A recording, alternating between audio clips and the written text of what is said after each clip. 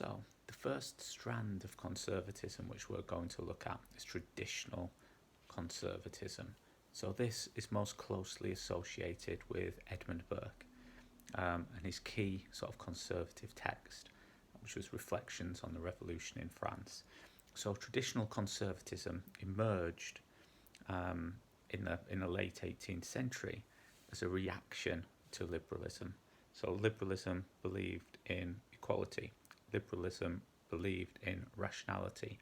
Liberalism believed that you could basically deconstruct society and start again, which was what was happening in France with the destruction of the class system, the abolition of the monarchy, and these new rational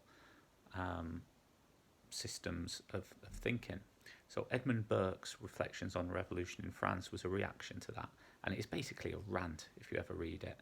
It's a letter that gets a little bit out of control and becomes one of the foundation texts of conservatism. So it was very much the ideology for the upper classes, in particular the aristocracy.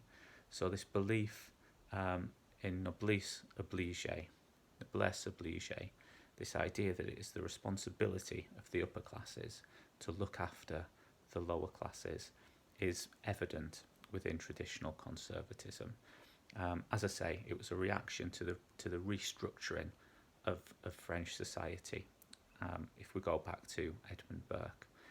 So inherent in it then, if we go back and think about some of the key themes in conservative thinking, is this belief in organic or gradual change. So society very slowly evolves into what it is. It should only change when you absolutely have to. You shouldn't change, you shouldn't reform for the sake of it. Those institutions and traditions which have stood the test of time should be preserved for future generations.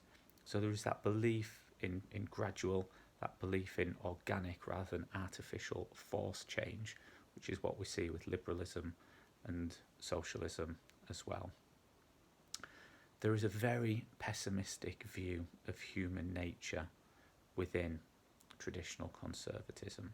So people need help, people need guidance, people need to be directed into doing the right thing. There is that sense of hierarchy within traditional conservatism. Society is structured. There are those in positions of authority, and they should really stay there. They deserve to stay there. They should be respected. So the main focuses of traditional conservatism are tradition. Those institutions which have stood the test of time should be preserved. The importance of these institutions, so the monarchy would be the most important. There aren't too many traditional conservatives which would support the abolition of the monarchy. Parliament, it's quite often closely associated with the church as well.